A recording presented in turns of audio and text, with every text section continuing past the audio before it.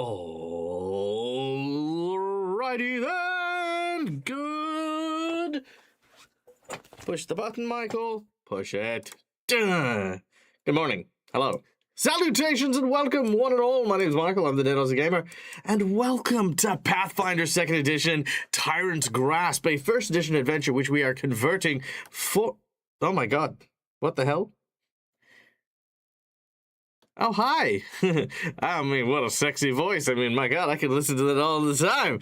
G'day, guys. I hope you guys are doing well. Is that what I sound to people when we start? I mean, Jesus, that's frightening, you know, just coming out of nowhere. Anyway, we're going to be playing a 1st edition adventure called Tyrant's Grasp, which, of course, is going to feature these wonderful and amazing Patreons who support the channel, keep the lights on, and let us do all these cool, crazy, and amazing things. Guys, say hello to the folks at home. It is so good to see you all. We are, of course, missing 2 of our members, as you can kind of see on screen here. We are missing Callie and Lucas, unfortunately. We wish them all the best. We send all of our love and well wishes and hope to see them very, very soon across the table. But for today, however, we are graced by none other than these beautiful people. We have playing the role of Logres, the Squire Paladin of the Knights of Ozum, played by Matt from All Things Fantasy.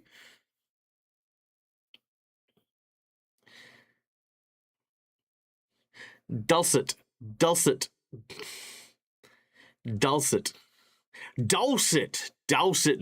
It's, yeah. Nah. I know they can't hear us. That's why I'm spending this entire time on this bit, Laura. God damn it! I was gonna see how long he would go too. Anyway, I saw the message before I started, so I was playing. Oh, okay, right. I thought I was just gonna let you talk and just see how long you would do your. Oh no, thing. I would have talked on forever. Oh, I know, and then Laura, just fine. Anyway, Matt from All Things Fantasy. If you have a chance to, please go and check out All Things Fantasy's Twitch channel as well. They also run Pathfinder games and are running through probably one of my favorite modules, which of course is Rise of the Rune Lords. Very exciting and very cool and very talented individual. So yeah, go check that out. Yes, and you can go see his dulcet tones over there as well. Then, of course, we have playing the role of Rhys, our down-on-their-luck farmer barbarian, who is played by our dear friend Laura Bones, who also has a Twitch channel, which you can go and check out for lots of fun gaming stuff. Stuffs. And the games. We call people like you variety streamers. Variety, yes. A variety of shite. I think it's just another. I think variety is just a polite way of saying non-committal. That's it. Yep. Well, it is the spice of life, right? When I can be bothered.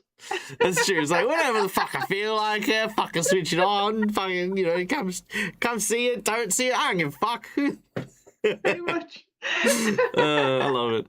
All right, and then we have playing the role of the lovely and amazing Grandpa Khan, a dwarven guardian, is our dear friend Twiff. Oh, I do not stream. No, you do not. Well, I mean, you technically do. I mean, just here, it's just, Just you here. aren't the stream. Yeah. If you want to see me, you got to come to Jag. That's right. That's it. Yeah, if you want to see Twiff, you have to come here. And if you want to see Ire, you also have to come here as well, because Ire plays Grandma Threna, who is a dwarven fighter, who is an axe-wielding darling and sweetheart and cookie-making grandma, played by our different Ire Genasi. Hello. Super Gran. Super grand. Super grand. That's right. I love it. Yeah, it's like when you hear about when Nan used to be in the war, and you assume that Nan was like in like medical tents, but Nan was actually front lines with like fucking APRs and fucking yeah. 150 confirmed kills. Yeah, that's it. Me a Have I shown you my collection of ears? Oh no. Yeah, see, everyone was watching, like, as we were leaving Germany with, like, paintings and stuff like that, but no one was keeping an eye on gold teeth. So, I got tons of these, just cut them out super easy. That's terrible. I No, told them they were my no. grandkids. Anyway, Wow. just go into a dark place, but that's because we don't have context for that war anymore. We're gonna get ready for a new one. Anyway, we're gonna move right on. We're gonna move on. We're gonna be playing a role-playing game. We're gonna be playing some Pathfinder. And before we kick off, guys, we have people to thank, of course. In addition to my Patreons, we have the sponsors for the channel who keep us looking as good as we do. We have Fantasy Grounds for our VTT of choice behind us, which allows me to focus on role-playing while it takes care of the heavy lifting of the rules and the calculations and stuff like that. My lovely and amazing tokens you can see of all the characters is made using HeroForge, which is a 3D model making software that allows you to do it again. Shut up, Grogan. Okay? They're fucking assholes, okay? And we lost twice because you've never had to fight one. Okay? Son of a bitch. Fucking everyone going on about fucking emus. Fuck emus. Anyway. They don't know till they know. They're delicious, by the way. If you ever have a chance to eat emu, fucking amazing. Choice. Amazing. Yeah, it makes me feel good every time I eat one. It's like I make the world a slightly safer place. Anyway, they're like velociraptors, I swear to fucking Christ. If you've ever seen one, they I are... was once confronted by an emu, so Yeah. I get it. Yeah. Get it. I put my hand out with the seed in for the We're really emu getting into to eat the Australian seed, trauma here. and I thought it was going to peck a hole in my goddamn hand, and I was like, fuck you, emu. I threw the bird seed at it, and I shut the gate, and I was like, fuck you, emu. That's now I not the understand worst thing. Australians. I'm with you, Australians. I get it now. That's not the worst thing. Have you ever tried feeding a pack of emus? A flock of No. emus? They start falling. One was They go, enough. oh, you have food? One was enough. Okay. And you know what you have to do? Do you want to know the method? Sorry, we're on a different tangent now, and this is all Grogan's fault. Do you want to know the method that, you know, experienced people who know how to deal with emus, right? Do you want to know what the go-to move is to deal with an emu? Step 1, be tall. You have to stick your hand in the air and pretend you're taller than the emu. Okay, that's step 1. I wish I'd known that because I'd have Right. won that one. That's step 1. Step 2 is if for whatever reason it fluffs and continues to charge you, you then have to stick your hand out to get like where its chest is and just push it. That's it. You can shove the fucking thing, okay? So do you know how annoying it is to go from this to a shoving action, right? This is the stupidest thing you could be taught in order to deal with a fucking emu, okay? So you've got a disco dance, basically. Disco dance to Exactly. deal We had with machine the guns and we Dance couldn't take revolting. these fuckers out. But this is the move, okay? Now, fuck machine guns, this is the move. Anyway, I digress. It's fine. Whatever. We have my players, we have my sponsors who may possibly learn not sponsor all me the life anymore. I mean, if skills anyone here, has, folks. if anyone knows All the any, life like, skills. if anyone knows any emu farms that, like, sell chorizos that want me to, like, fucking sponsor this show, fucking bring them on. I will eat emu every single stream. Anyway, we have another sponsor. We have, Challenge accepted. we have Sirenscape. Sirenscape is filled with a bunch of amazing sound effects that you will be able to listen to and hear throughout the course of the game, because every epic game deserves to sound epic as well, and we immerse our players into our adventures as we play. Now, as you guys know, this is my livelihood. This is how I make my living, and as such, I ask for the generosity of my audience members to help me get by. We have a bunch of different ways that you can interact with the show, have a little bit of fun, and play around with us, as well as support what we do here. First of all, just by watching the show, you earn channel points that can be used in order to influence the game with insight bonuses, wandering monsters, wandering bosses, divine intervention, divine healing, all these cool things. So you don't have to actually pay if you don't want to, but hey, watch my show. The more you watch it, the more stuff you earn, and the more stuff you earn, the more you can do while we're in the middle of a game. Alternatively, as well, if you do have the means to support the channel and give Dag what he needs for solid food for the month, we have some monetary donations here, which all go towards the Dag survival check. The Dag survival check is just what I need to kind of make to kind of break the edge of my stuff throughout, you know, the month. If I hit it, yay. If I don't, you know, it's not going to be the end of my channel, but at the same time, you know, it means Dag's going to lose some weight, but that's fine. I'm just teasing, by the way. I'm not actually going to lose weight. I'm just, because I like sugar and candy too much. Anyway, we have monetary donations here. We have a slight change from for this month. Well, from now on, should I say. But we have a slight change in some of our rewards. So we still have our $5 reward for hero points and jinx points, which, of course, hero points are these red marks. Jinx points are these purple marks here. Red marks can be used to petition the DM for stuff that isn't in the rules, roll with advantage, and stave off killing blows. Jinx points can be used to counter hero points, make bad guys roll with advantage, and complicate things ever so slightly. We have $10. We now have the deck of plot twists, which of course is our narrative plot twist that we use in order to influence the game, with a random draw from this deck to create a plot twist that we will throw into the mix for the game. Then what we have also done here is we have moved our Harrow draw to the $10 donation. And what this is going to do is our heroes are going to get a draw from the infamous Harrow deck. A player of your choice will get a draw from the infamous Harrow deck, which I just went out and I bought the new Pathfinder Harrow deck, which is actually very pretty. And what they're going to now do is they will read their prophecy, and our heroes can invoke said prophecy at any point in time during the game as a group in order to change the course of the narrative. So whatever the fate of the Harrow is. Let's say the Harrow is, you suddenly acquire hidden knowledge. Well, hey, if our heroes need hidden knowledge, they can play that card, and that's what they'll get. So they become more of like a tool than they were before. So yeah, for $10, you can either do a plot twist or a Harrow draw. $20 is the coveted golden natural 20, because sometimes shit just needs to work, and that's how we make it work. $50, we have a boss buff, where we basically grossly increase the difficulty of the challenge, making things harder, faster, stronger, change the parameters of victory, adding a whole bunch of other cool things, such as, innocent victims that might potentially be in the way, whole bunches of cool things to make the fight even more tricky. And returning back to the $50 reward, we also have an offer for a shiny magic item. That's right, we are returning to having $50 for a magic item to a player of your choice, which of course does not count towards their overall wealth gain. It's just a nice little free thing, and this can be either something that you can let my players choose as an item, or if you want to come up with a homebrew item yourself and give it to them, hey, you can do that too. That's always amazing. And some balancing issues, like I'll try to balance it so it's not too grossly overpowered for them. But yeah, you can make your own item and give it to them. And then we have a $100 secret menu item. The $100 secret menu item for today. I think it is only fair, given that Logres last week had some very, very intense dental work done. I think for today's secret menu item is going to be a something to do with teeth.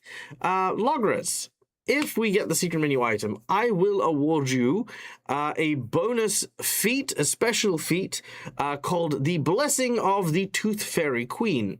The Blessing of the Tooth Fairy Queen means that by flashing your pearly whites, you will immediately get a Fascinate ability, a Charm ability, and at later levels, a Dominate ability, all of which will be added as innate spells that Logres will be able to use just by flashing his pearly white teeth.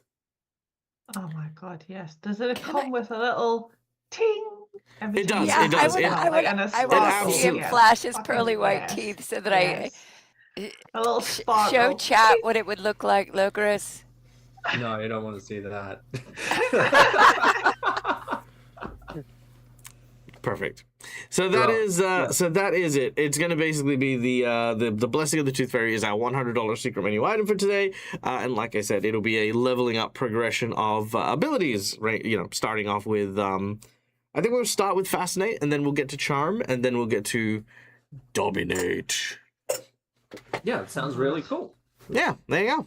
All right, that is our stuff. Now, we do have a donation that has come through. We have two donations that have come through. So kind, so lovely. We have Laura Burns with a $50 donation. You lovely, lovely bean. We have a natural 20 for Logres, which we will give you right now. I think that then works out at like 2 HP each. Between a Karen and you.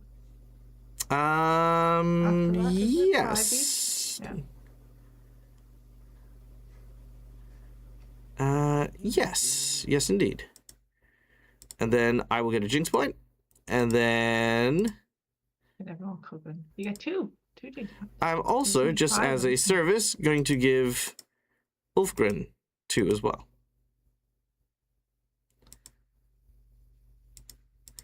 Two there. And I'm going to give you 2 there. And where's Thorena? There. Thanks. All right, there we go. All right. And we have Cookiemon Steve coming in with a $10 donation for our first Harrow. Okay. So, to begin, this is how the new Harrow is going to work. So, Reese, you are the chosen victim here. Now, you get to prophesize one of the 6 stats that we have, or the 6 suits that we have. You can choose Hammer, which is, the future of strength. Keys, which is a future surrounding dexterity and, sort of like agility and acrobatics and that kind of thing. Shields, which is, of course, your persistence and your vigilance. Books, which is your intelligence and your mind. Stars, which is your perception and wisdom of the world. And crowns, which is your charisma and your articulation. Which of these suits do you want to go with?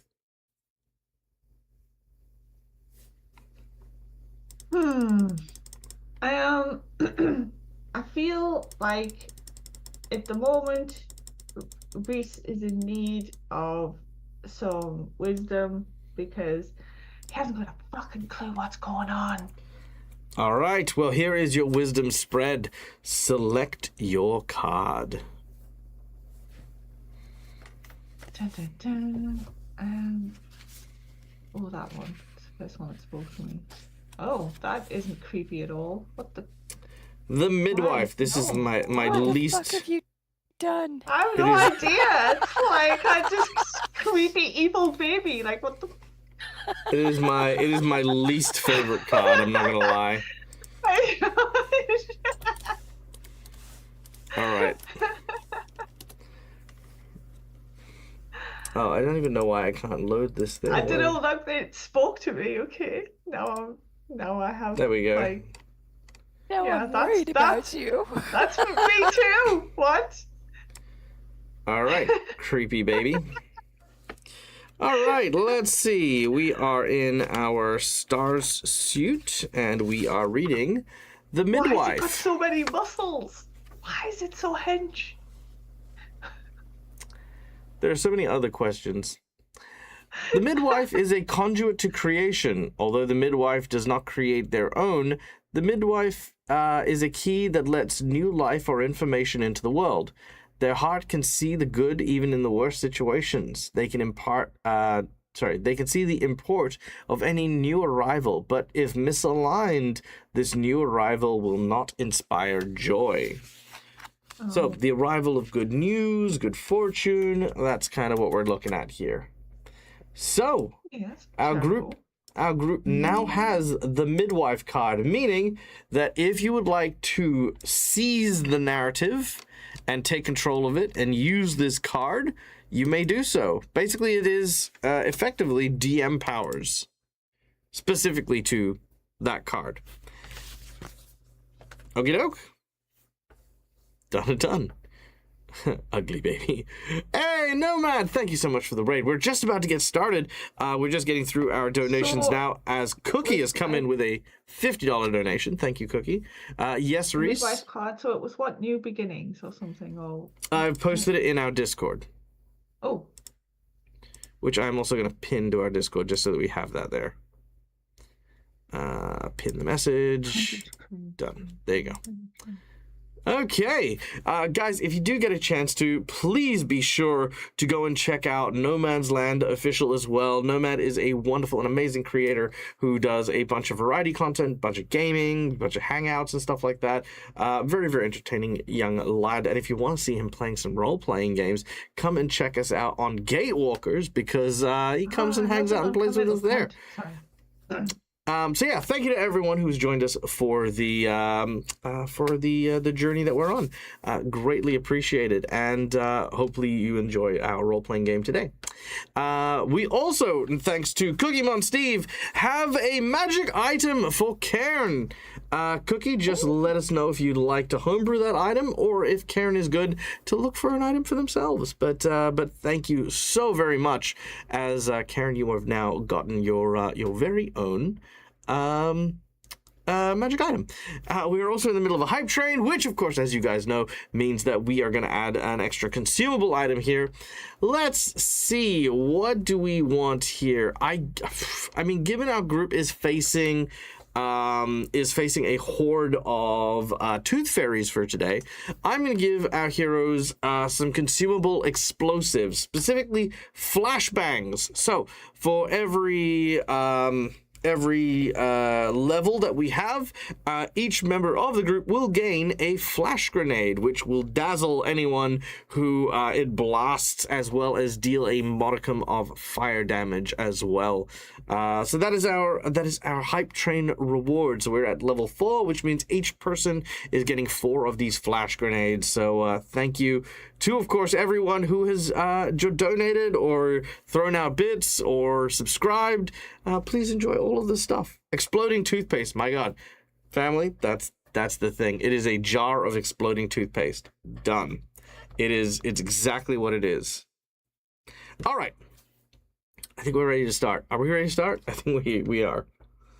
Okay. So, without any further ado,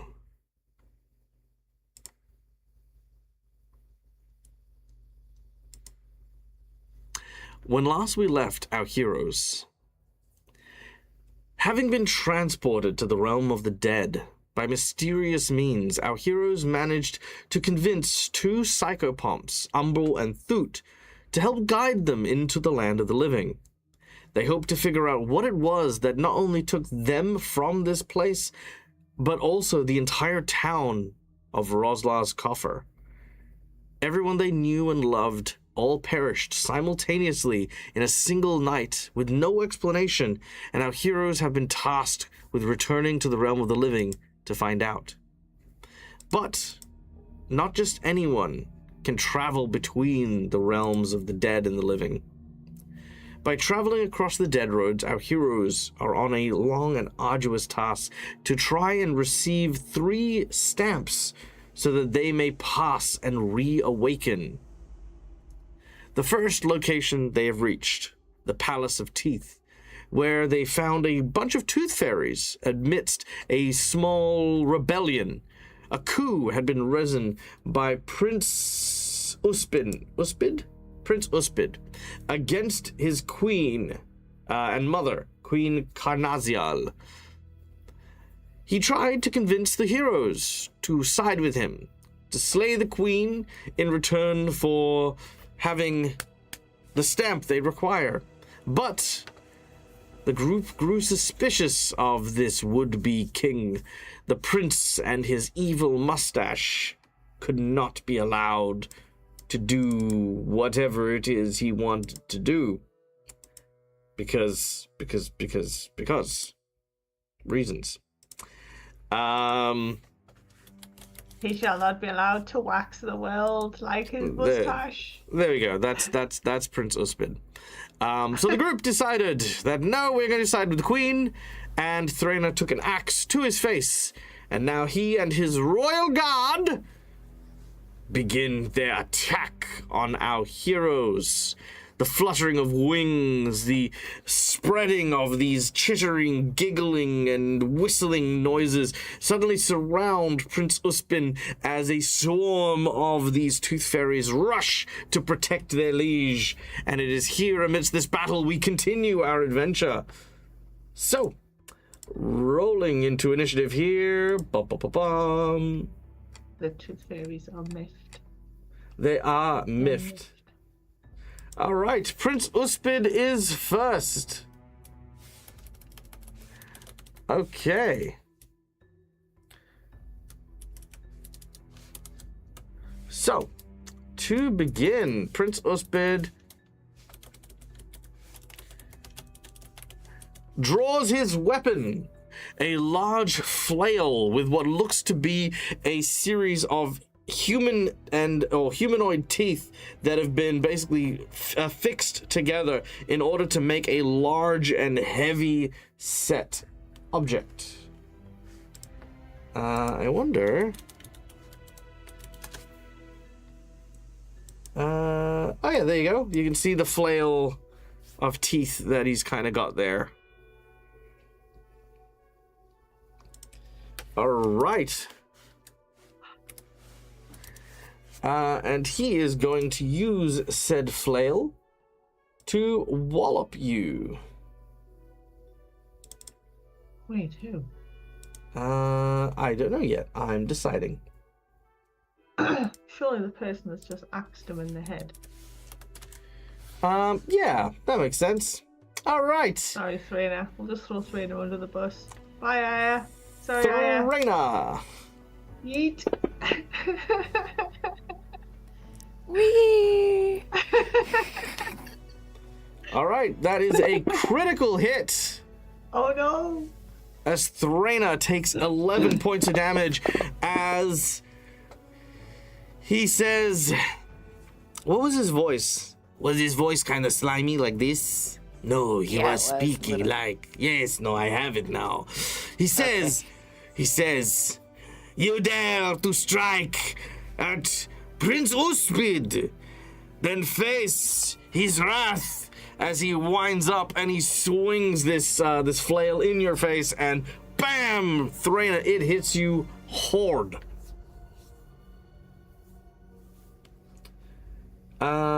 Now, as that happens, there is a fort save you need to make. Okay. Oh no, that's very bad. All right. Oh, did you? No, Roll yeah, it for me? it'll roll it. Yeah, I mean, yeah, it's fine. All right. As it hits you in the jaw, your tooth goes flying out, and you now take 2 persistent bleed damage. As yes, he basically sends some of your teeth flying in a different direction. Like spitting out blood. I hate it when that happens. With his third action, because he had to take 1 action to draw his weapon, he is going to swing at you again. He says, then you're not going to like this very much. Ah, no, I missed. Ah, poo. As he swings. He swings and he misses. And then he sort of floats back into the swarm of tooth fairies. Which we then go to the swarm of tooth fairies, who then protect their king or their prince, flying down over our heroes. They will simply attempt to do the pinchy pinches, as they have tiny pliers and they start to nip and pinch at you from all angles. So let's go with 1, 2, Logres, 2, and 3 is Reese. Okay. As they do so, they are going to do their pinchy pinches. No pinchy pinch. All right. First reflex save. All right, we got a success for half damage and 2 failures. Can I use a hero point, please? You may use a hero point. All right. I am wounded. Can Logris attempt the same as well, please? Of course you may. All right. Now, there is a way for me to re-roll it on people. Let me figure this out. So I think it goes, if I drop it on Reese, that's a reroll. That is a fail. Oh, well. And I drop it on Logres, Doomed to be. and that's a success. All right. Mm. Oh no. I pressed it too many times. Oh wait, no I didn't. Did I? No, I didn't. Okay, good. Okay, so yes, it worked. So 4 points of damage to Threna, 3 points of damage to Logres, and 6 damage to Reese. As the Even first... on a success? Yep, even on a success. Because you two would have taken 8 damage otherwise. And that is their well, they've moved up. They have done the pinchy pinch action, and they are going to pinchy pinch again. No. All right, here is the pinch pinch. Oh no, Threna critically failing on that one. Reese failing again, and we have Logres who is doing well. Okay, can I just now. just use my hero point again, my last hero point. Your last hero point. Are you sure you want to use your last hero? Okay, you can use your. Because keeping in mind, you can use your hero point to stay up if you go down. Okay. Do you want to save it for that? Yeah, let's do that. Okay. All right. No other hero Good points. plan, Batman. All right. Pinchy pinch. Okay. So, Logres has taken 4 points of damage. Reese has gone down. Too many pinchy pinches. Threna took I'm gonna hero 20 point. damage. I'm gonna hero point to stay up because I'm down 2 otherwise. Doesn't look like you're down. Oh, am I just okay? I'm just about then. How many hit points have you got, bitch? Sorry. I'm a sturdy, stocky little dwarf. You are super grand. Okay, Reese, you remain on 1 hit point. That's not a problem. Ow. Threna, you actually on 1 hit point. But you do have persistent bleed damage, which means that at the end of your next turn, if you aren't healed or if you aren't stopping the bleeding, you will take damage. All right, that is Will our. my persistent bleed damage be gone? Because that was from the last fight, like the last fight with the. Because I'm sure thingy healed. Oh, that was the me. tooth fairies in the courtyard, right? Yeah, because I got healed by. Yes, yeah, you would be fine. Yeah, you would have been healed by then. All right, that was the tooth fairies. We then go to Reese. All right, Okay. what does our farmer do as again his like these hundreds of these tiny pinching swarming creatures are just tugging and pulling at everything they can get their little pliers on. Reese is seeing red, right? Because like this anger thing's almost kind of new to Reese since he got here. He'd already been feeling slightly kind of angry, but since he's got here and just now, it's like just every time he turns around, shit's trying to kill him, right? So he's just kind of seeing red, especially now that he's very wounded. So I mean, is that are they trying to kill you if you are in the realm of the dead already? I mean, regardless, there's no logic here. There's no logic, right? Is this a table to his like northeast? Northeast. Just here, like this right here. This. That's a settee. Okay, whatever it is, I would like to pick it up, if possible. Sure. Obviously, when I'm raging, I have a feat that allows me to pick up extra bulk and stuff like that. And I'd like to use my nat 20 to just pick that up, and I would just like to smack this swarm of creatures with this item. It's a settee. Yeah, or the chair next to me, whatever I can pick up and smack. I mean, you're the arbiter of your victory. You tell me what you want to pick up, and we'll pick it up. That's what I'd like to do. I'd like to use my nat 20 to do so, and I'll pick up this settee, and I would just pick it up by its end and smack these things that are pinching me. Okay, very well. Now, do you want to roll your attack before you use your nat 20? Because you might just roll a nat 20. This is true. Yes. Okay. Let's do that first. All right. Let's say that the SETI will deal a D8 points of damage. It's a heavy bit of furniture, but ultimately, I think, a D8 is probably about as much damage as this thing will do. Okay. So I'll put a fist attack. So we'll just use the unarmed because it's. Yep. Perfect. So, Yeah. It still doesn't line up. All the updates and the hand still does not line up with the dice. Anyway, I did not roll a nat 20. That's okay. You did roll a... What'd you roll? You rolled a miss. So we're going to go with a nat 20. So the nat 20 comes out. Boom! There it goes. All right. Don't forget to hit the crit. I did that. And if you want to change your damage from your unarmed strike to a D8, you can drop that on it.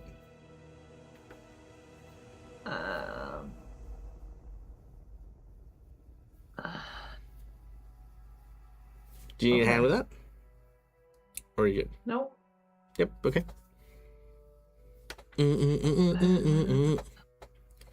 Attack is damage, delete, clear dice, add a D8 instead, in there, boom.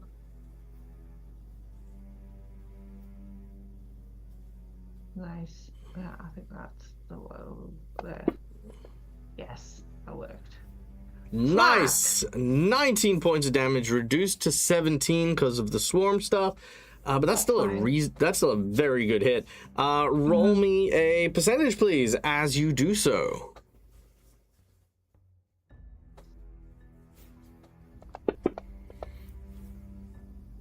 Ooh, no, does not give you any extra effects, but you do manage to destroy the SETI on a bunch of these fairies.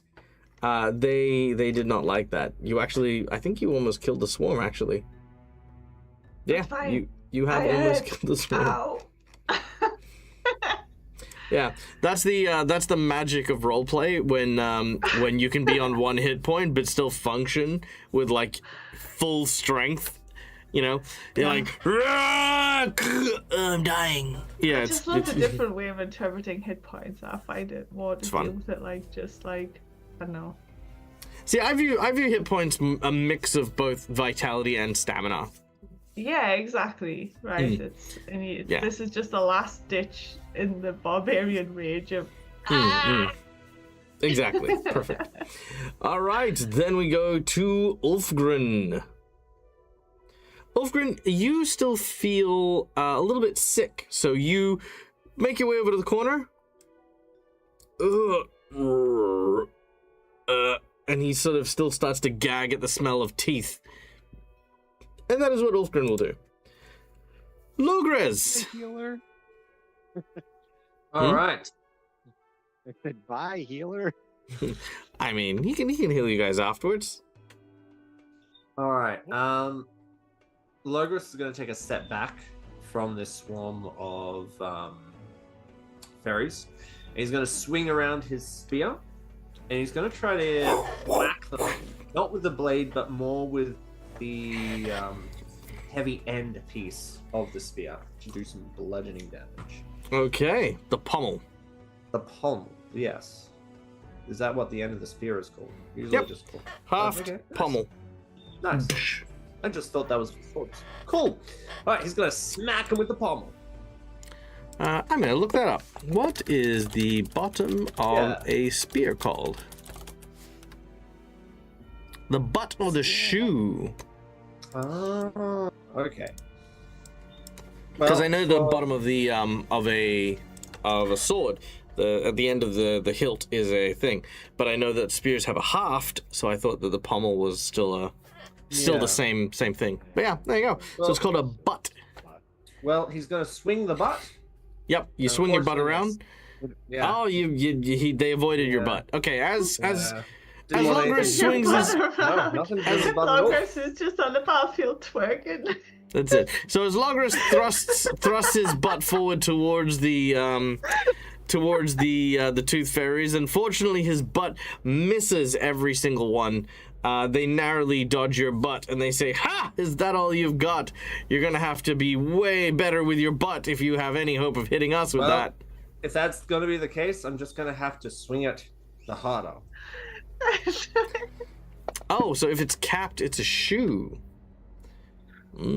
Oh, man, no matter, your butt seems to not be working against the tooth fairies, unfortunately. I guess Logros's butt just has no effect on these guys. Unfortunately not. Yeah, there you go. All right, well, We need to put some meat on those bones, Pet.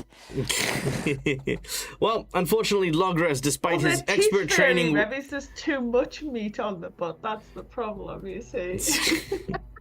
So while swinging the butt of his spear around, somebody yells out, "I know that you've been training, like your whole life to be a soldier, but the spear goes around the other way."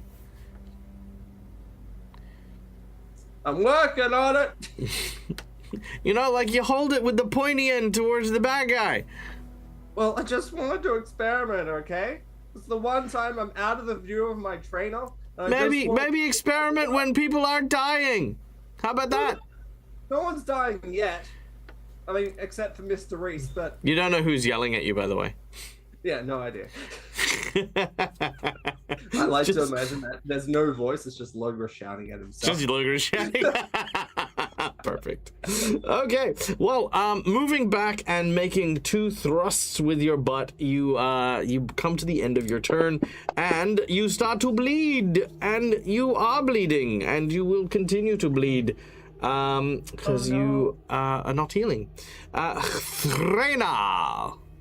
With axe in hand, you swing. Or make a will save. Why are you making a will save? You can make a will save if you want. No. I was trying to slide the map out of the way, and I guess I might have accidentally clicked that. Ignore my will save. I wanted to use my wee healing potion. Your wee healing potion. Well, before you use your healing potion, roll me a d20, please. Oh. Because you are all cursed. Oh yeah. Oh, that's right. And you drink your potion and may remove it from your inventory, but unfortunately the curse persists and your healing is void. Oh no. I gotta feel the blood still seeping from my mouth and realize I'm like, it's got that very metal taste and stuff like that. You drink the potion and it's just like, Yeah. No. Alternatively, actually, the downstairs, not that any of you could see, but the stained glass angel that has cursed you, as you do the healing potion, its eyes start to bleed, and it's like just from various places, your blood starts to pour down that window. Gross. They are very gross here. All right, so I'm going to swing with my great axe at the Tooth Fairy Swarm. A nice solid hit as your axe, in your desperation, find purchase in the swarm. Roll your damage. Oh, vicious. I gotta go pull it up again. I think vicious wasn't vicious when... Because there was vicious Vendetta, yeah. Yeah, so extra D12 onto damage, so it's... Mm-hmm. How do I add an extra? I gotta... There should be a second attack, which has your Vendetta stuff on it. I think we made them.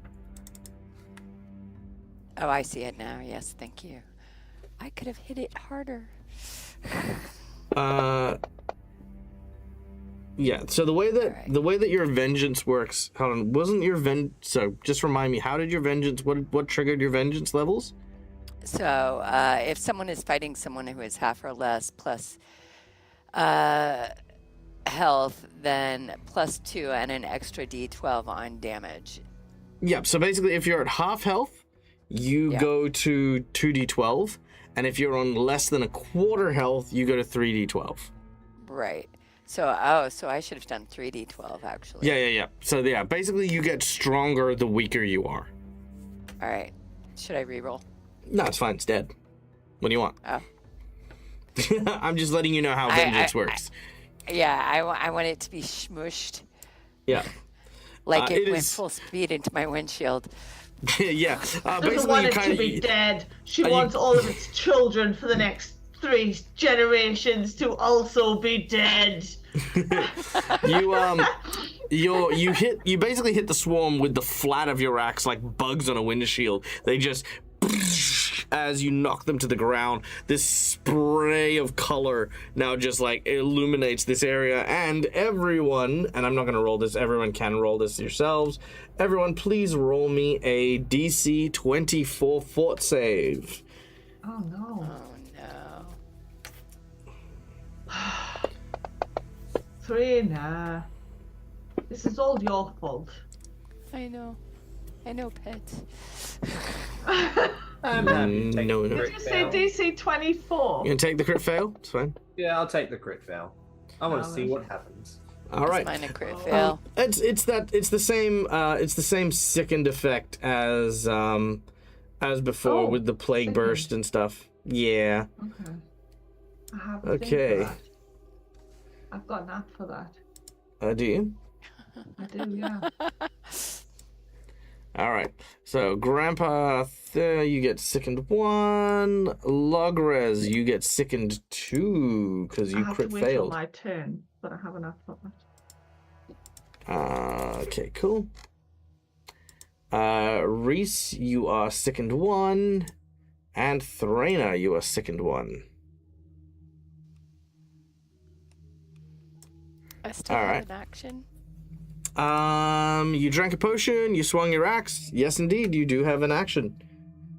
Just for the audience playing at home, we are also homebrewing that when you drink a potion, you don't have to draw it out and then draw and drink a potion. I like potions and stuff being one action because they are single use, so that's my house rule. So there you go. And I appreciate that house rule. All right, I'm going to swing it bicuspid.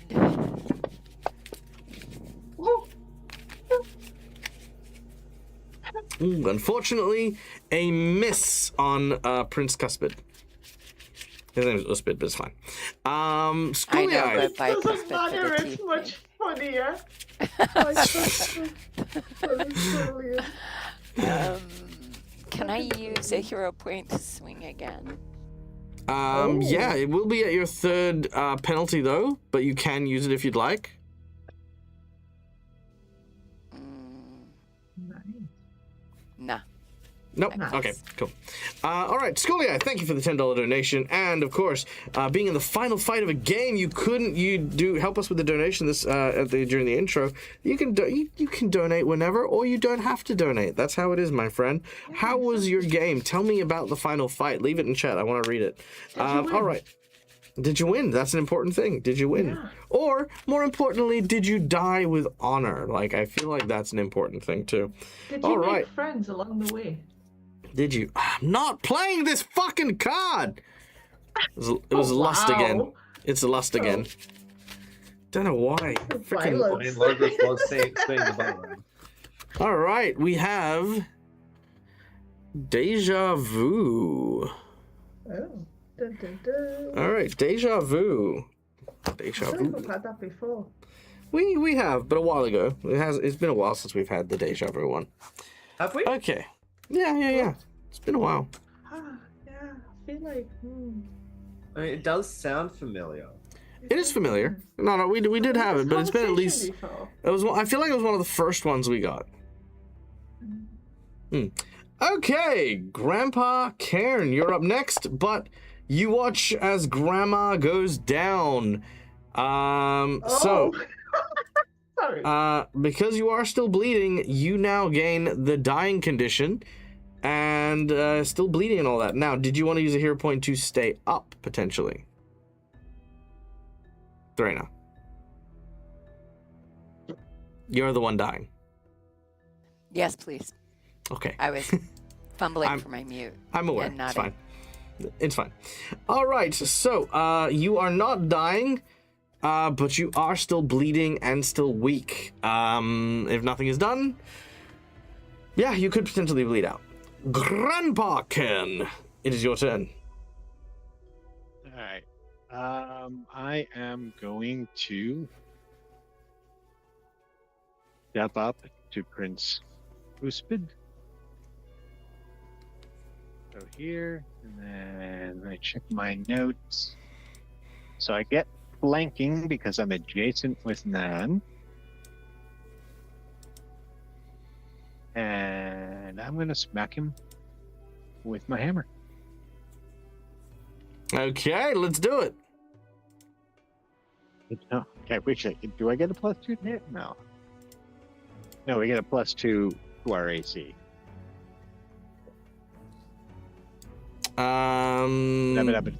Yes, to your AC, not your to hit. And we get flanking, so he is off guard, so his AC gets reduced by... Actually, technically, you are not flanking. He is too small for that to count as you being adjacent.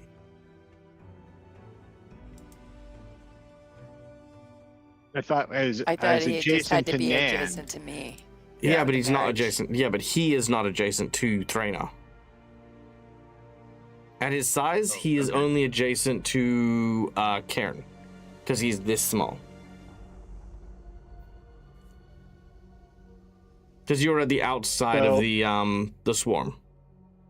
Right. So you said, okay, so we don't have to actually flank him to get flanking. You'd said it was just if we were next to each other, we got flanking, but... Yeah, but that's part of your ceremony thing. Yeah, you both need to be adjacent to the same target, and you can count as flanked. Okay. So it's not adjacent, it's adjacent to each other and adjacent to the target. Gotcha. No, not adjacent. Yeah, no.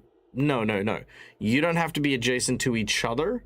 You just have to be adjacent to the target. For that one. For the AC boost, you have to be adjacent to each other. Okay. Yep. Gotcha. All right. So then it's just... Oh, let's just do this. Prince Uspid. Oof, a fuck that. critical I'm gonna miss. Hero point with that. All right, let's hero point it. Nice. Do better. Still a miss, unfortunately. Okay, as Cairn steps up, shield in hand, as well as his hammer, he swings. But the tiny Prince Uspid is very nimble, very lithe, and dodges. Well, screw that then. I'm going to hit him again, and I'm going to nat 20 it if I miss. Very well. But we will see if we can get a nat 20. Yeah, first. see if you can actually get the nat 20. Oof, No, that's we another. got a 4. So No, that's fair. We'll just nat 20. All right. What is your score? Your second attack plus 20. Just so that we can see if you land a crit or just a regular hit. Pretty sure you'll crit. So my multi. So your second attack's at plus 2. Penalty, So that's 22. Plus 3. That plus 3. Plus 3? Okay, That's so what it that'd says be... on my sheet. 23. Oh, but you're sickened. That's why it's plus... Oh, That's why you've lost 1. So, unfortunately, because you're sickened, a natural 20 is going to hit, but it's not going to crit. So, you do still hit.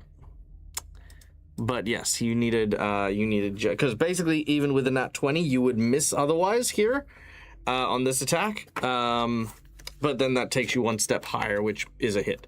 So, regular hit on Prince Uspit. All right, 10 points of damage. Very nice. As you manage to hit him. Ah! Bitch! Did not like getting hit. Didn't. All right, so if I'm not mistaken, move, attack 1 missed, and attack 2 managed to hit. Yep. All right.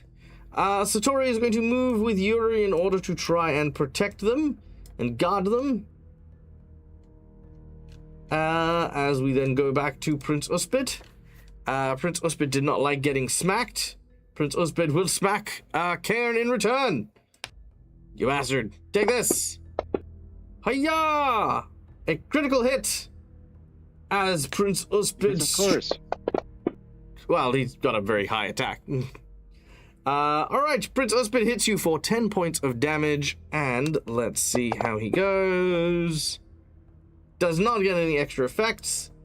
With his second attack, he goes for your kneecaps, swinging down as he, whack, manages to strike the knees of Grandpa Can for 4 damage only. With his third and final action, he will... he is going to try and steal one of your teeth. How many left? Ah, you save. Very well. He does not manage to steal one of your teeth. Yeah, no, he doesn't steal it. Okay. That is all he does as we go to Reese. Phew. Reese, you are looking at your team. Your team is looking pretty wrecked. They are. And my settee that I had has now been obliterated. So Yes, the settee is now obliterated. There's a chair right behind you, though. Maybe There pick is. up something Real that's chair. not upholstered. I mean, why? The last one worked so well. So now we're going for the chair. There shall be no upholstery left in this building. Now, So as a then quick the question, one- you're not trained in using random stuff, are you? Now, yes, because Now you are, yeah. recently a Delosy Gamer, our wonderful DM here, decided that the teams were allowed to, use the free archetype rule. So Reese has chosen, in his inexperience in being a fighter and just being a farmer, to just be able to pick things up in his rage and use them with the improvised weapon dedication from the free archetype rule. Brilliant. And, so, picks up the chair, smack over the top of the Tooth Fairy. All right, let's do it.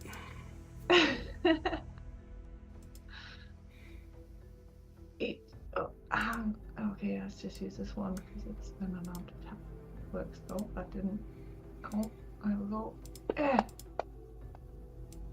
Oh, yes. Yes. Yeah, all right. Solid critical hit.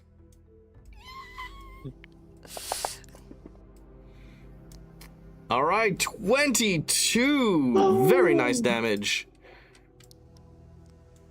All right. Destroyed now. As the chair is now destroyed, yes, indeed. As you've used it, this one will do a D. Actually, no, I should have probably said that the chair actually only does a D6. But that's fine. You didn't roll higher than a 6 on either of them. That's fine. I'm happy with that. All right. Coolios. You pick up the chair and you wail on him. That's 2 actions, so the though. chair explodes in my hands, and I'm just like, ah. And then I've obliterated the nearby furniture now. You have. I'm just gonna try and grab a hold of him around the neck, if you know what I mean. Just reach out and try and just strangle him now. Just ah. All right. Make a athletics check. Yeah. Yeah. As you're trying to throttle this guy. Do I roll the athletics on him, or should I just roll it? So in your activities section, yeah, you're right. Yes. there should be a grapple for that. And just remember, this is your second attack of the round as well, so you do take penalties. I put grapple in, so that's my second action.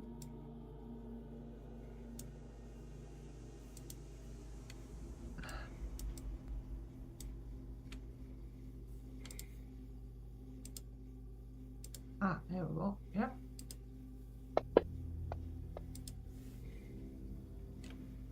I miss. Yes, you do. Unfortunately, even though you reach out and with your best efforts attempt to grab at the prince, he deftly slaps your hand away and he says, "Don't touch me!" And that's it. Ulfgren, Yep.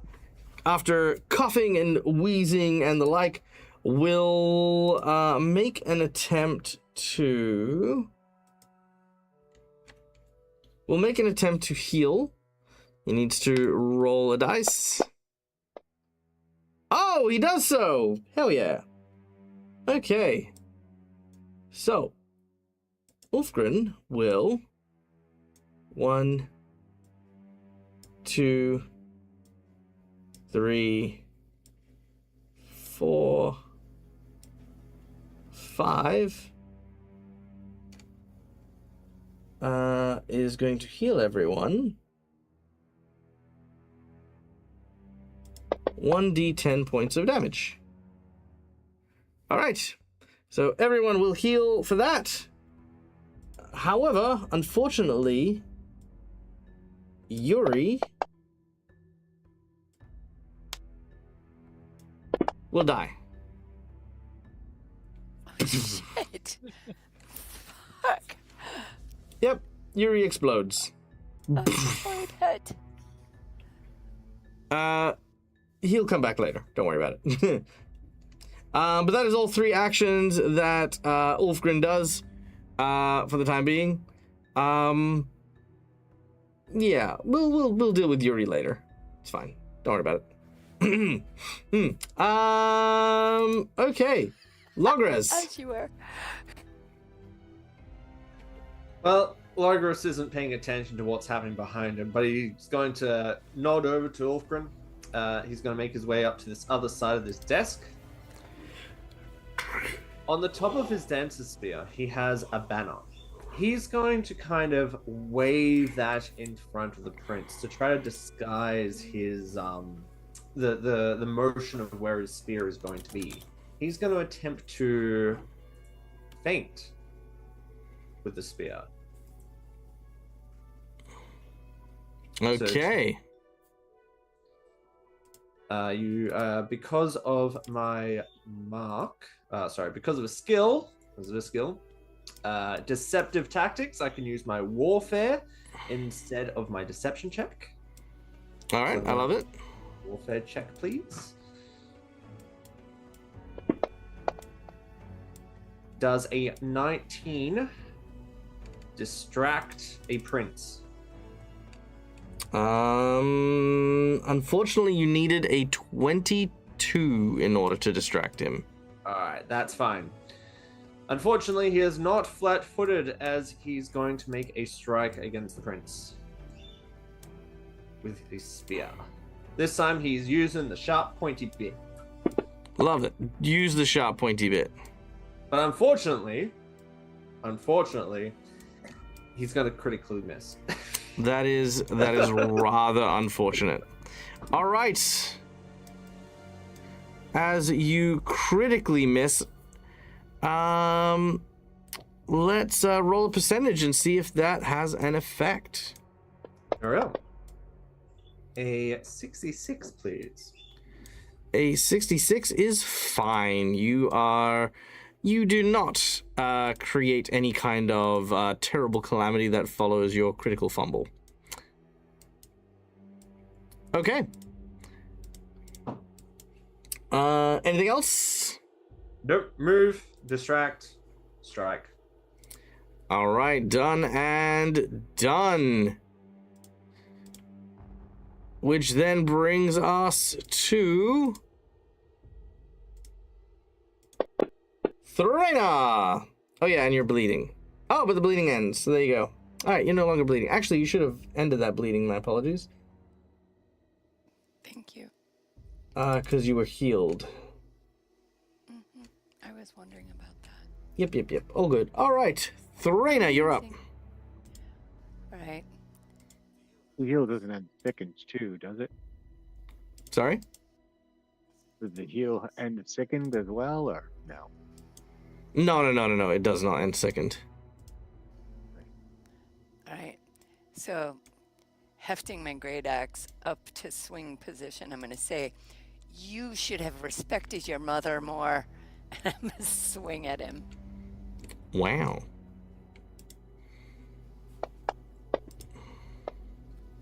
Bother. You might not hit with a sword, but I think you got some guilt in there. Yeah. You will need to move to get to adjacent to where he is. Just a step will get you there. It's fine. Yeah. And yes, as you swing your axe, it does not hit. He sort of swats you away. He's like, "No, piss off, you." I'd like to use my 20.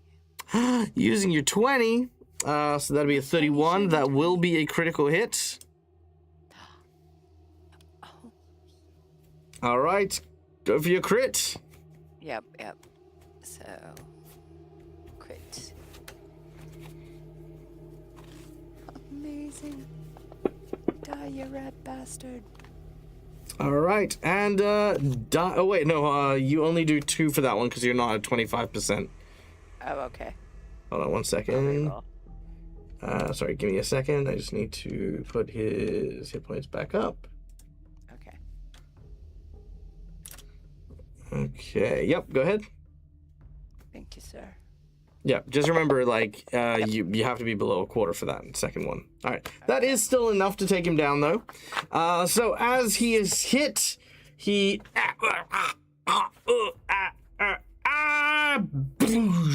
and he explodes.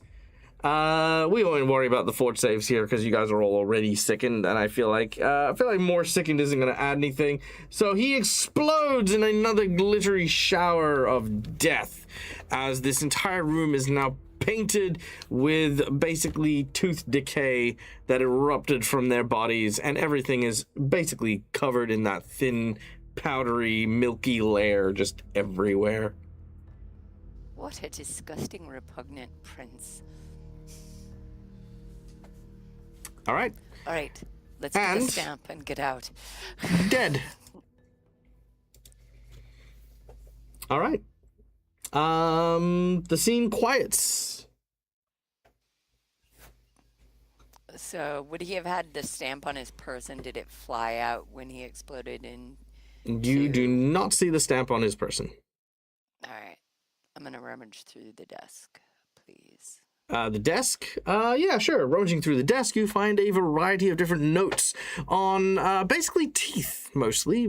People dropping teeth, where to find teeth, what catalog of teeth there is. It all seems like there's almost a record for every tooth of which the palace is made of, where it came from, and what's been used for. Very detailed. Yeah, very detail-oriented these people are. Yeah. But no stamp. But no stamp, no. But we know he was telling the truth that he had it. Did you? That's what you think. We did I had the success. If you'd like me to clarify, the requested truth telling was he would have the authority to give you a stamp. After we killed the queen. Correct. I asked him if he had the stamp on him.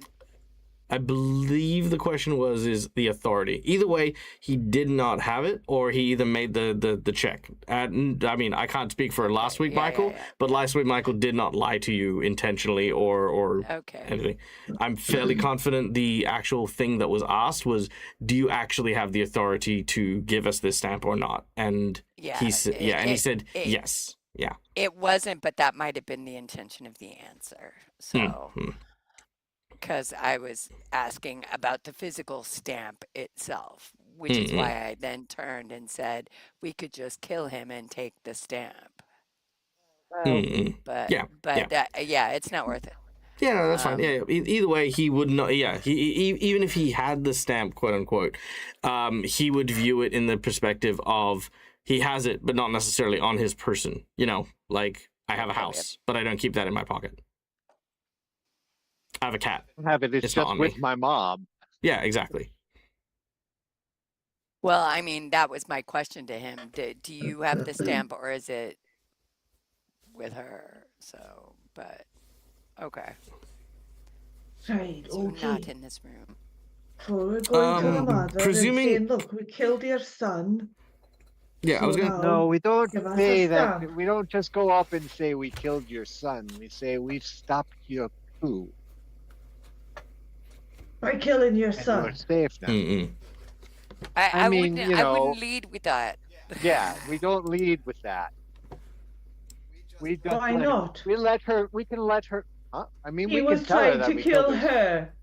I don't Yes. think that there's like this entire family bond thing going on here.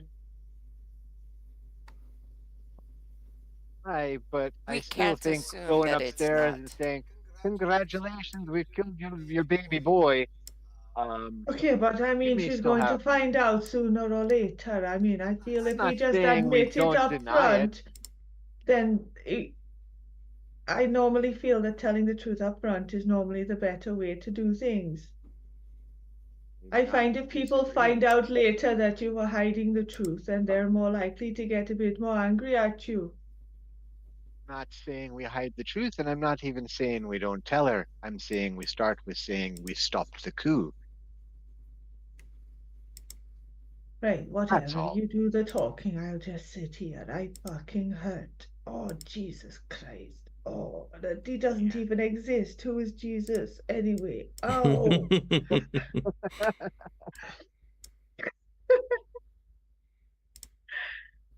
Well, yes, you do indeed hurt. Ow. Let's see. I think that Ulfgren would likely try to heal everyone a couple more times. I'm going to say that that knowing what's up, Yuri is probably off to the side. You know what I mean, rather than being exploded on bigger hindsight, because I know that that Satori's been very careful with Yuri, and we're currently amidst talking about potentially having the free archetype for Satori being the summoner, so that way they have an eidolon rather than a thrall, because thrall are basically supposed to be cannon fodder. So yeah, we'll go with that. No, So Eidolon works, yeah. yeah, so we're gonna try another heal here. Let's see if this works. It does not. Try another heal. See if that works. I'm expending everything for Lucas, I'm sorry. That does not. And here we go. Let's try again. Yes, that one will work. Okay. So everyone, you can add an extra 2 hit points. At this point, Ulfgren will probably let you guys in on the fact that there is something severely hindering the healing process.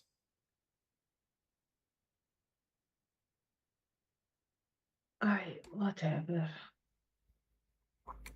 Probably all that plaque and tooth decay they've been spewing at us every time they die. It's unwholesome. Yeah. Oh, speaking of which, if you guys are going to rest a little, which I highly recommend, that sickened will go away as well. We'll rest a No, little I think then. that's a good idea. Yeah. I mean, if you're going to search the room properly and thoroughly, then yeah, it's going to take you about 40 minutes to an hour to like search through the drawers and the shelves and things like that. During which time, yeah, this is a good chance to you know, sort of catch your breath and you know, well, I'd say rest, but rest is very hard at this point. Cool. All right. I'd sit down on the settee, but yeah. Oh, that's okay. You can just pull up a chair. Oh, wait.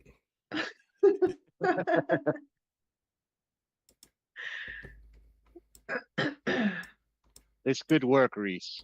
Just don't try that in the pub. Well, not in ours and at Yeah, any rate. yes, We don't that care ours what you do at specifically. Other pubs. Let fly. I'm not sure what came over me, to be honest. I don't think there's much of a pub back though. Been trying not to think about that. Well, I mean, I don't know. I'm sure the buildings and things are still there. Well, we've no idea what happened. I mean, you know, did was it some sort of curse? Then everyone died and the town's just there full of dead people, or did a fucking like rock fall from the sky and obliterate it? Who knows? Won't know until we get out, and that's why we've got to get out. It is true. Well, ugh. Suppose let's go talk to this queen and let her know that who has been Thwarted. is now leader has been thwarted from a leadership perspective. Well, that's a dead giveaway. No pun intended. All right. Well, Hey, yeah, go on. we haven't heard of a king, a tooth fairy king, have we? No. No. Okay.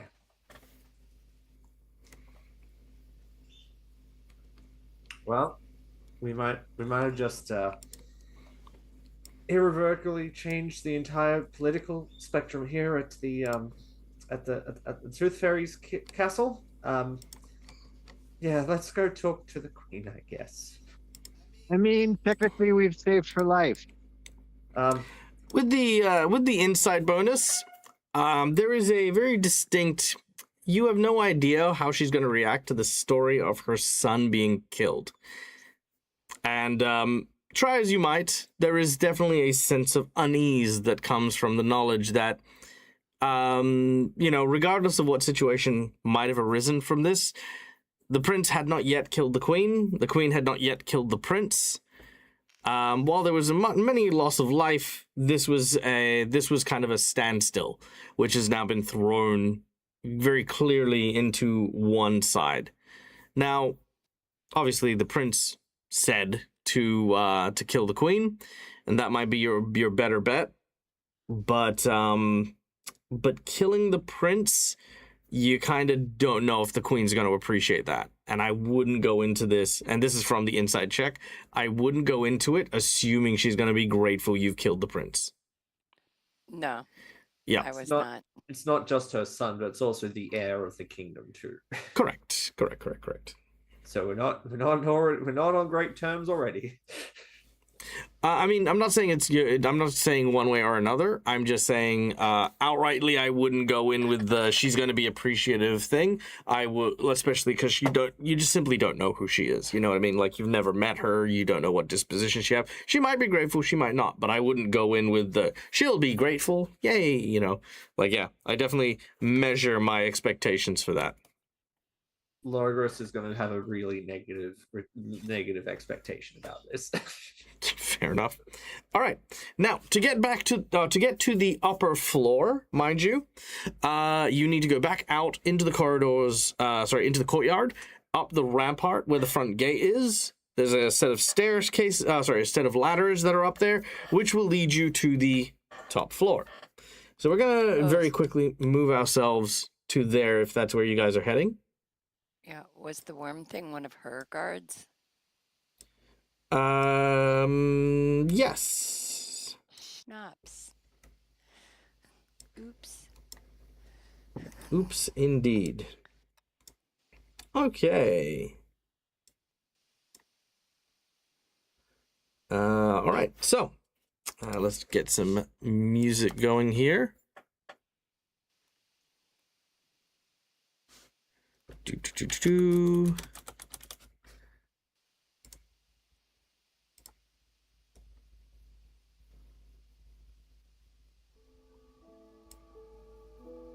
All right.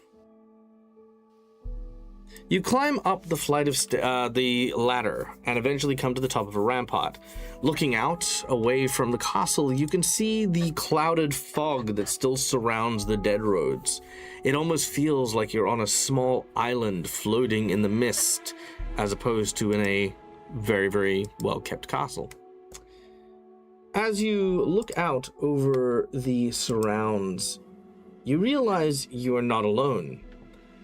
A large bridge travels from here across to the second floor of the palace. And resting at the entrance to that bridge is a rather horrifying looking beast.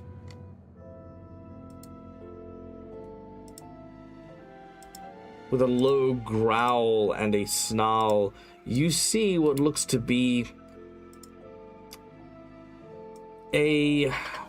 some sort of leopard or perhaps lion with black fur that has, instead of a regular head, the head of a skull-like crocodile skull. That's what I want to say.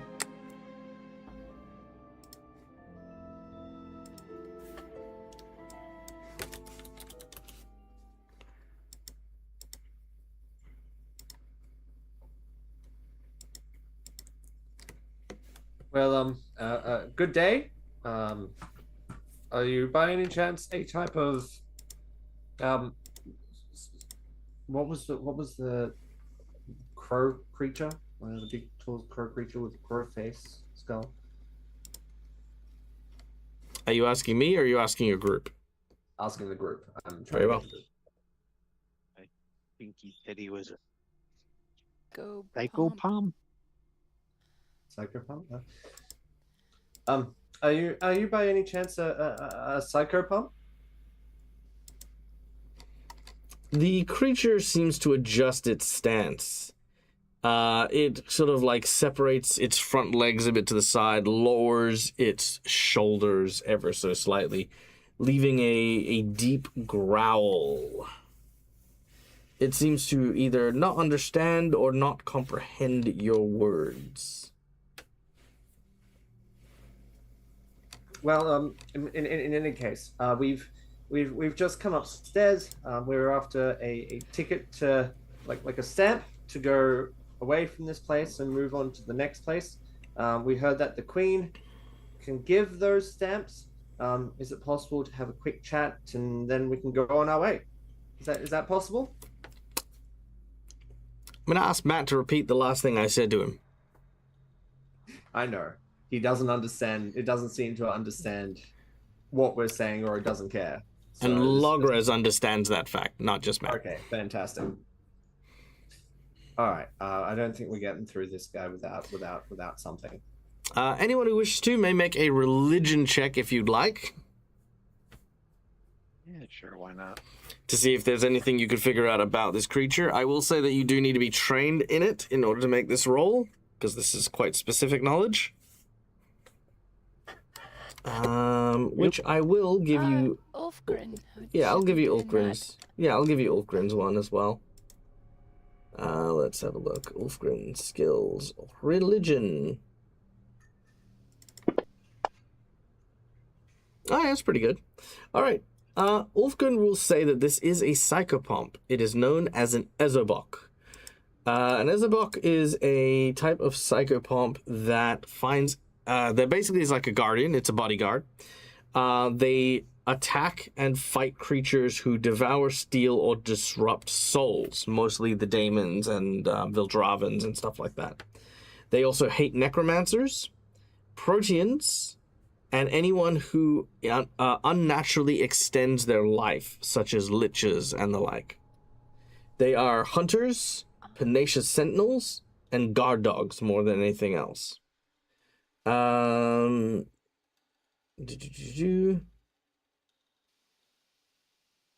cunning when sniffing out threats to the boneyard or to their psychopomp handlers, they're among the least intelligent of the psychopomp, rarely speaking except to utter growls and potential threats. The wise listen when an Ezobok makes a threat, as it won't do so twice. This one is just growling as normal, like it's not saying anything, it's not sharing anything. But with that 22 on its religion, they will say that the languages that these creatures will speak are Requiem, Imperium, Diabolic, and Chthonian. Those are the 4 languages these creatures understand. Does anyone have any of those languages? Smartass.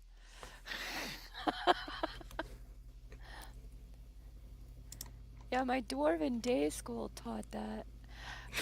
Oh man, I dropped out of freaking Chthonian class. Ah. Sorry, is that one of those the rename for Celestial? Kinda. Celestial? I think Imperial is. I think Yeah, Imperial is the I new can't Celestial. quite remember. Because if that's the case, Logos does speak it. Let me have a quick look here. Pathfinder 2E languages.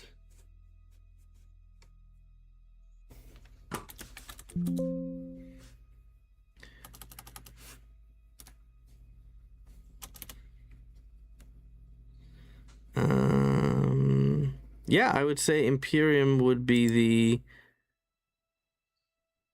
Yep, Imperium would be the new version of Celestial. Fantastic. Then Logos would be able to speak it. All right, you may attempt again. It's not quite intelligent, right? So Logos is probably going to go with something. So to be clear, it is low intelligent, but it is not unintelligent.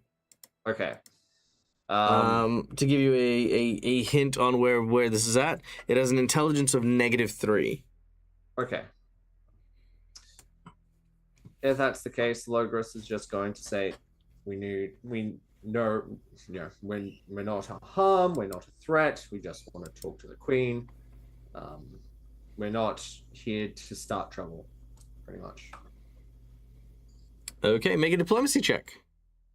Fantastic. Let's see how this goes. 16? Okay, not bad. You guys are level 2, right? Yes. Okay, 16 is the exact DC that you would need. It growls, and it will turn and walk across the bridge. All right. Put your weapons away, everybody. Don't act in a threatening manner, and follow me slowly, okay? Hey, lead the way, All son. right, Pit. I heard. All right. As it gets to the door on the other side, it lets loose a howl. The door opens and it walks in. It is basically guiding you to the Queen. If you continue to follow, you notice that you'll eventually come to what looks to be a salon kind of thing. This is a very beautification kind of area. You know, you'd have there's a chair, there's a mirror, there's some makeup, and there's places for people to attend to your needs. Then through this door here, you find yourself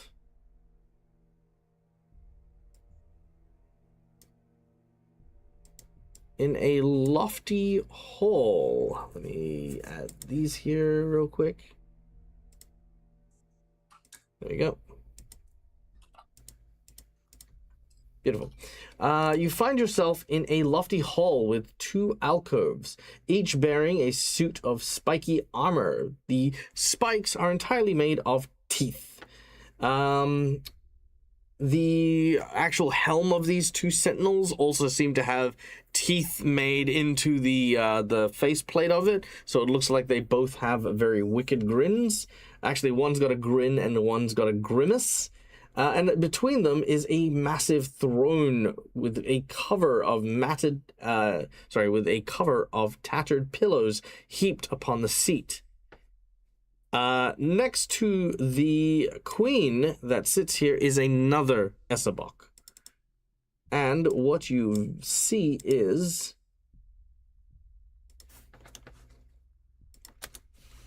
this woman here.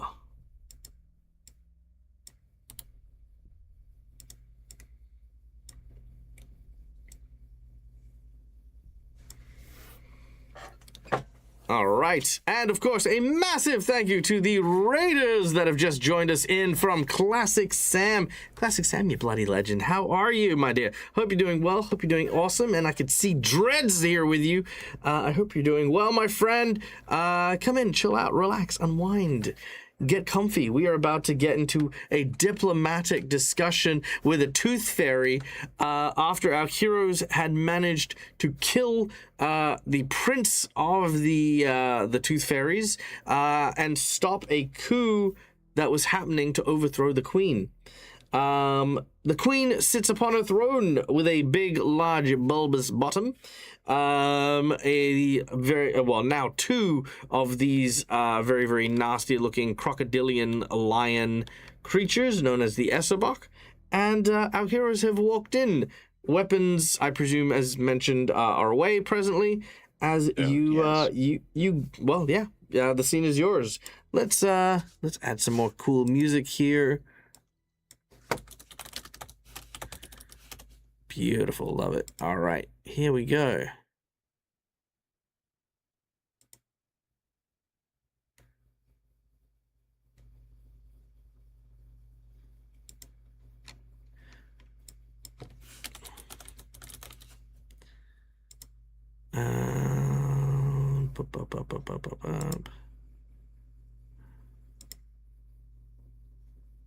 Yeah, this could do. Let's have a look at this and this. Is this going to be good? Okay, beautiful. Love it. The queen raises a scepter.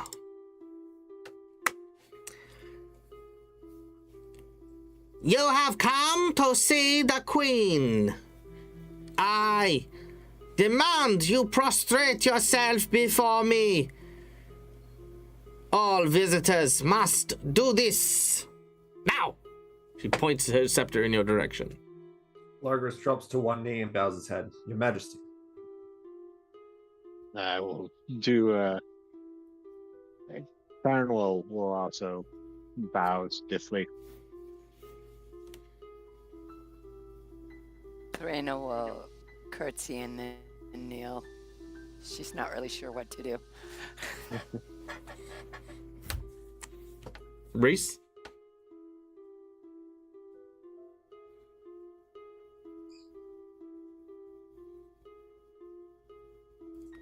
Reese will also. Sorry, I didn't hear that. Yeah, Reese will also. Curtsy? Very well. Reese curtsies. Reese, And then you kneels. get I love it. All right.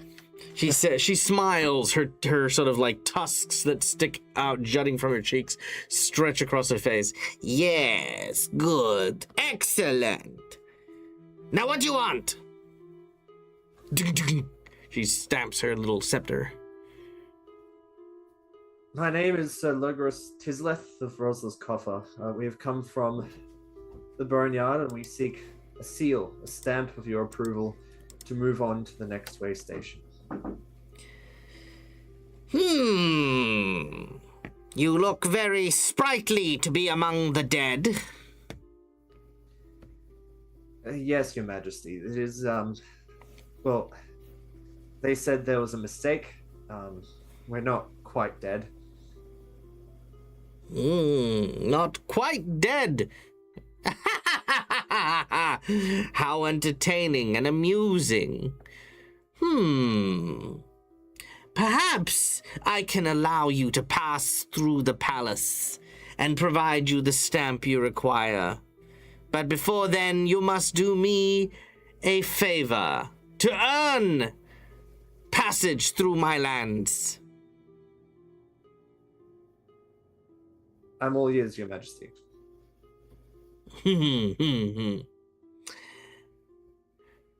My son, Prince Uspid, has gotten into his head that he is ready to assume the position of King of the Tooth Fairies. But his time has not yet come. He is young and impressionable and needs more time before he is ready to assume such grandiose things. He has managed to curry the favor of the young Tooth Fairies and rallied himself a small contingent to fight against my own soldiers. Convince him to lay down his arms, to relinquish his pursuit of the throne, at least for a time, and I'll give you what you're wanting. The stamp. As she reaches behind her cushion and pulls out what looks to be a very, very ornate-looking golden stamp with what looks to have a, it's kind of like a skeleton, kind of like with their arms crossed, sort of carved into the handle.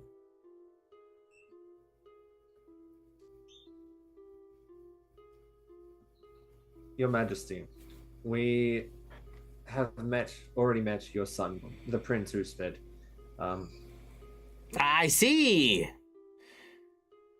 And you've had a chance to already speak to him. Let me guess. He has asked you to kill me.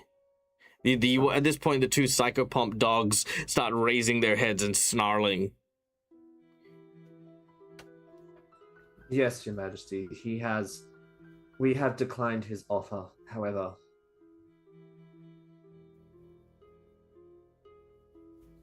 He said that with your death, we could receive the stamp from him. We disagreed with what he was saying. We did not wish to kill you, so we had a disagreement with the prince. I bet he did not take this lightly, not in the slightest. He does not like being refused, that stubborn boy. No, he did not. He and his guards attacked us, and I regret to inform you, Your Majesty. In self-defense, we might have killed him. Now, I'm only going to ask this purely from Logres's perspective. Yes. Now, you did launch a sneak attack on him. Does Logres view this in earnest as a kill in self-defense? Now, Logres can still say this, and I'm not going to deny that. Yeah. I just want to get... this is just going to be the difference between a diplomacy check or a deception check. Yeah. In Logres's head, yes, it was self-defense. For Logres's part, he is not... in Logres's part, it was a moment of self-defense. Okay, perfect. I'll make a diplomacy check. Fantastic. Thank you. Because I do tell people this all the time. Oh, frick. Yeah, nice. That's freaking amazing. Natural 20! Okay. Yeah, no, I tell people this all the time. Just because you're saying something and you're not using deception doesn't mean it's the truth. Sometimes lies can simply be things you believe to be true. So I didn't say... oh, but this happened, blah, blah, blah, blah, blah, yeah, you guys attacked first, therefore this. I hate when DMs do that. No. If Logres truly believes that, 100% that is what will be the truth for Logres. Yeah. It's very subjective. So yeah, in this particular case, Logres truly believes it was an act of self-defense and communicates this. The Queen does not see any lies through Logres's words, but you can see almost immediately the spread of despair that sort of washes over her face. My son is dead. You're telling me that he has left this mortal coil, that he is gone? If it helps, Your Majesty, he fought bravely. It was a sight to behold. I don't care. It's fine. You didn't realize that look of despair suddenly washes away as she's like, that's fine. He'll be back in about an hour. What? The realm of the dead's literally just over there. Like, he just was gonna walk back. Like, what do you think was gonna happen when he died? I thought those who have passed in this realm cannot return. Yeah, he's not returning to the realm of the living. He's coming here. Oh. Well then, happy news. This isn't the realm of the living. This is the Palace of Teeth. Oh. Yeah, no. He's going to wake up in the boneyard, feel a bit stupid, probably come back swearing revenge on you, and, yada, yada, yada. Same with all the tooth fairies you might have killed. That might have been good to be aware of beforehand, Your Majesty. Well, I mean, this is the first time we're talking, so yes. I mean, stupid boy. Hopefully, he'll learn from this mistake. That's I brilliant. hope so, Your Majesty. The stamp, please. Oh, right, you've killed him. Now, look, Yeah, yes, it still doesn't change what I need from you. I need you to convince him to give up this whole throne thing. You just gotta kind of wait for him to come back.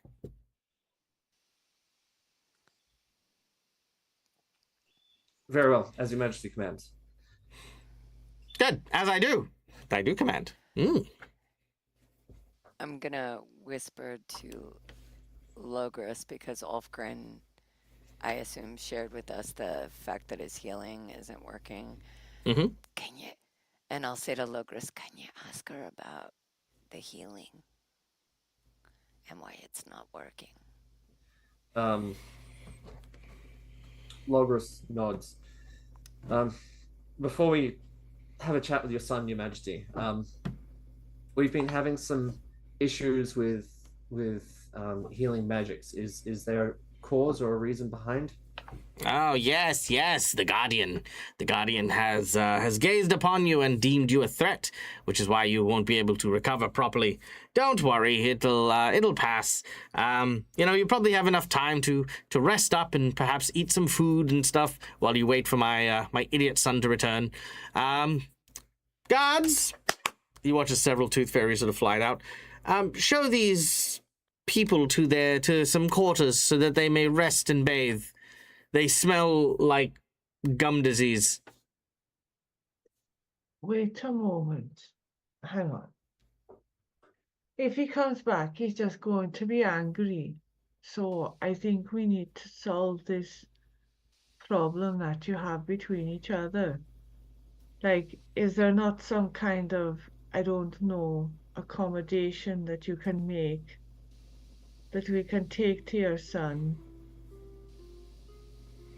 I mean, they're obviously disgruntled for a reason. So. Ooh, you're on a good point here. I, the DM, am trying to figure out how best to go about it. She doesn't disagree with you, but she's also very stubborn.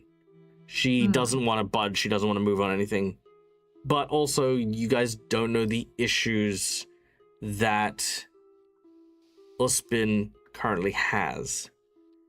Without knowing them, it's hard to imagine how to find a compromise. Do you know what I mean? So I would say that she will respond in a way that'll give you the very clear idea that she's very stubborn and that she's probably unless she's been convinced, she won't budge on anything she's decided because she views Prince Uspin as inexperienced, and anything he says out of his mouth is like the word of a child. You don't listen to it. You don't take heed or anything like that, which is probably one of the big sources of why Prince Uspin is kind of annoyed. So I'm going to give Reese that moment of this is how the conversation kind of goes and what you pick up from it. But she grows weary of talking about her idiot son. She demands cake. And she does not wish for her royal visage to be seen eating cake with strangers, so you all can go away for now. May I, as we're getting ready to rise, I'd like to use my honeymoon diplomacy to diffuse a hostile situation with romantic affection. I'll turn to Karen and say, "Love, doesn't this remind you of our disagreement with our young William?" Oh, yeah, yes, it does. Oh, he was such a young man, and yet we were still hot-headed. Yes, but we were still treating him as a boy, and he needed some responsibilities and some ownership to grow. And didn't he just blossom? Add into my notes. a son.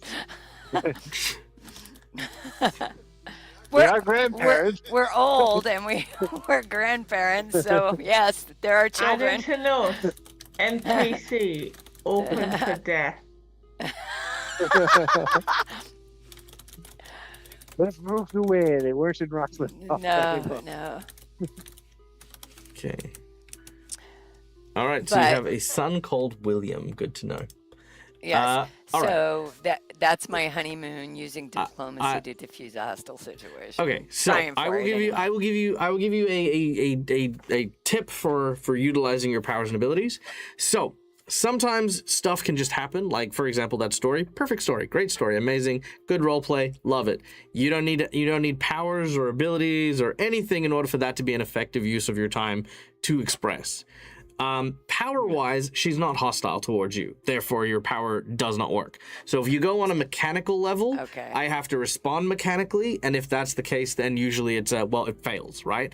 But roleplay-wise, if you want to just roleplay those situations in order to get those, you don't need mechanics to back you up. I will just have roleplay back you up on that one. So yeah, either way, your mechanic-wise, she's not hostile, so there's nothing that's happened. There's no situation to diffuse here.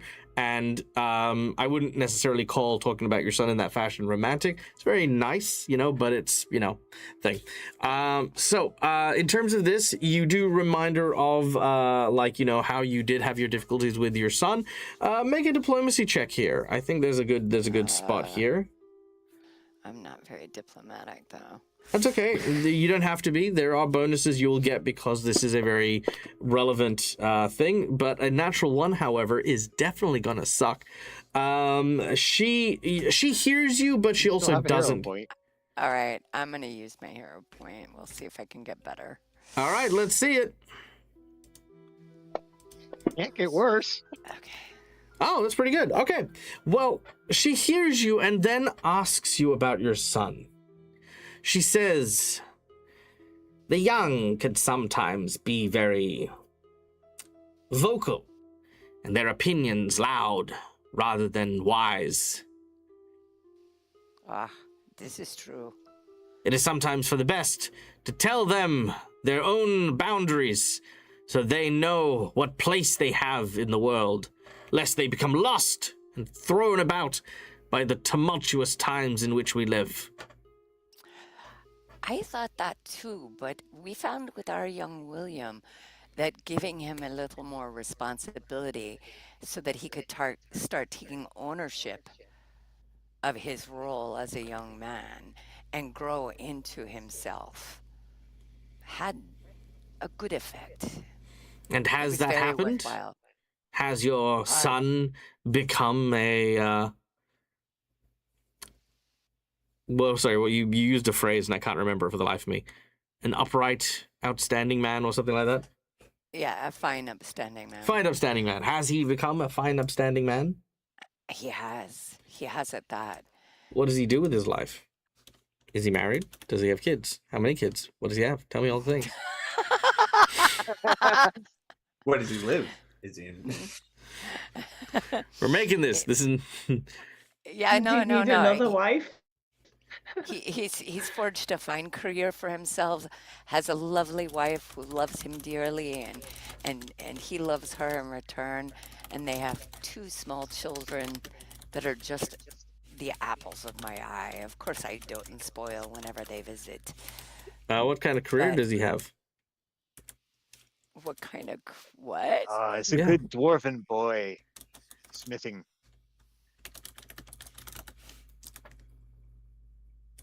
All right, nice, like it. Cool.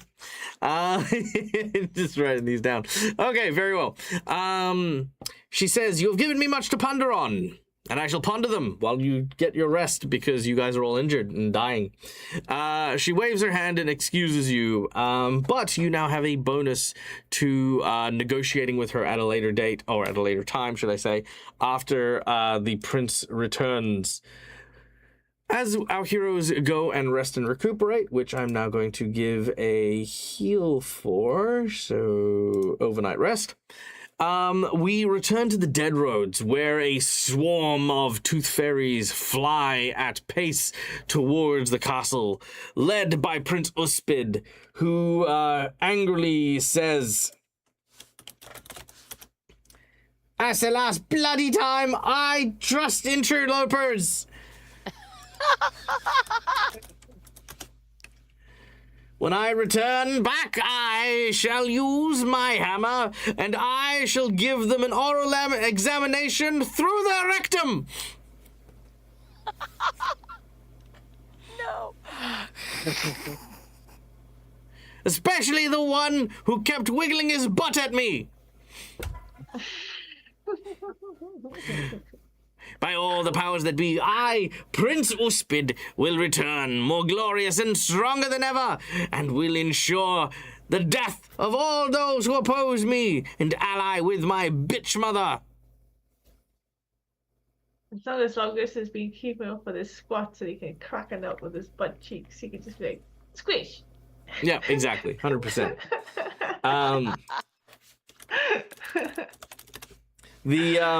You watch as once he's resurrected, he's like been doing crunches and stuff like that. So now he's got like sick abs and stuff like that. Yeah, perfect. All right. It's not Logris's fault that the prince doesn't appreciate peak young male physiology. It's fine. Dang. All right. Wow. On that note, folks. on that note, yeah.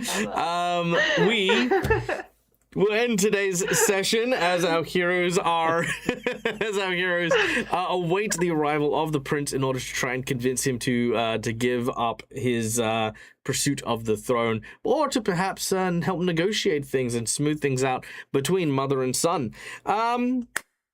But yeah, you guys rest, you guys recuperate. We'll have some downtime stuff for you guys to do before the prince arrives. Did you guys have fun? Did you guys enjoy today's session? Yes. Yes, Yeah, it was good. indeed. Thank you. Except Indeed. for the nearly dying bit. Except for the nearly dying bit. Hell yeah. I love it when curses are just powerful enough to make things more tense. And I definitely felt that today. Like, it definitely felt a little tense. Like a little bit like, oh, okay, we're in some dangerous territories here. So that was really, really cool. And I also did you like the twist that, you know, he's just gonna come back, like, just in a minute? Mm-hmm. I thought you might like that too. That was just kind of funny. I was like, yeah, well, I mean, yeah, he's just over there. I mean, what you gonna do? He's just he's like, the land of the dead is literally right around the corner. Yeah, no, It's that's like a really- never-ending not gonna lie. punching bag. It's great. Mhm. Yeah, exactly. All right. Well, guys, thank you so much for listening. Thank you so much for watching. We hope you guys had a great time. We are going to go and raid our dear friend over at Lord Gazumba, a wonderful and amazing creator who does tons of really, really awesome games. He is currently playing a session with a whole bunch of very, very interesting characters, including Ed Greenwood, I think, which is a lot of fun. So we're going to go and check them out. But in the meantime, guys, my name is Michael from The Dead as a Game. This is my place. This is my face. You can find it here a number of times during the week. We'll be back later on tonight for Gatewalkers, so be sure to tune in for that. So yeah, until we meet again, stay safe, stay wonderful, be kind to each other, because why the fuck not? It's free. And as always, game hard or die trying. Good night, folks! Good night.